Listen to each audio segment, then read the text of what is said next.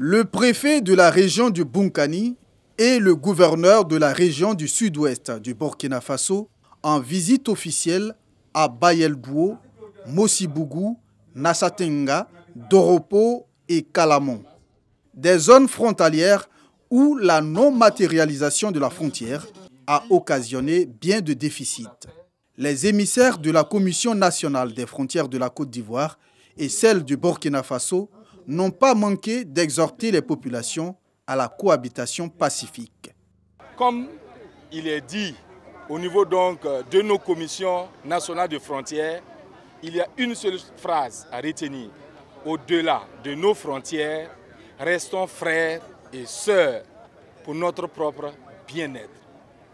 Le plus important pour les populations, c'est simplement la satisfaction de leurs besoins au quotidien, notamment les besoins sociaux. Leur préoccupation n'est pas de connaître la bonne, mais de savoir que leurs préoccupations sont vraiment au cœur des politiques des deux gouvernements. La volonté des deux gouvernements, c'est de faire en sorte que autant les populations qui sont au centre, au nord, bénéficient des bienfaits du développement, il faut que ces populations deviennent aussi vont bénéficier du même développement. Et nous leur disons, si c'est le Burkina qui va investir, ou c'est la Côte d'Ivoire qui va investir, ces investissements sont faits dans l'intérêt des populations et non des pays. Quitte à demain, lorsque la démarcation va se faire matériellement, dire cette infrastructure est située en Côte d'Ivoire ou est située au Burkina. En plus des conflits fonciers, des problèmes de voirie, d'infrastructures éducatives, de télécommunications, d'adduction en eau potable, les populations ont souhaité qu'un accent particulier soit mis sur la sécurité. Les administrateurs ont, quant à eux, rassuré les populations sur les efforts consentis par les deux États pour traiter la question de la sécurité en priorité.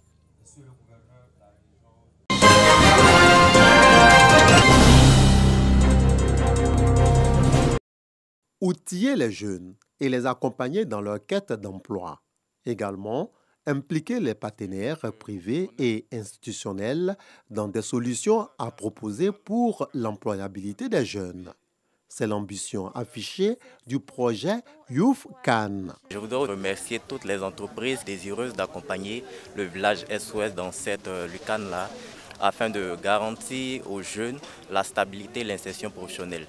Lancé au village SOS d'Abobo début mars 2021, avec l'appui de Oumarou Koala, directeur de ce village, il s'est félicité de la vision du projet en faveur de la jeunesse. C'est une approche qui consiste à créer le partenariat entre SOS, village d'enfants, et les entreprises du secteur privé et les sociétés, de sorte que des travailleurs expérimentés, qui sont experts sur des segments donnés, puissent les encadrer, les former et leur permettre d'être plus compétitifs sur le marché du travail. Donc c'est ça l'esprit de Youth Can. Le projet Youth Can cible des jeunes de 15 à 25 ans privés de prise en charge parentale ou à risque. L'objectif est de faire en sorte que les bénéficiaires déploient leur plein potentiel pour faire carrière ou créer leur entreprise afin d'avoir un futur radieux pour eux et leur communauté.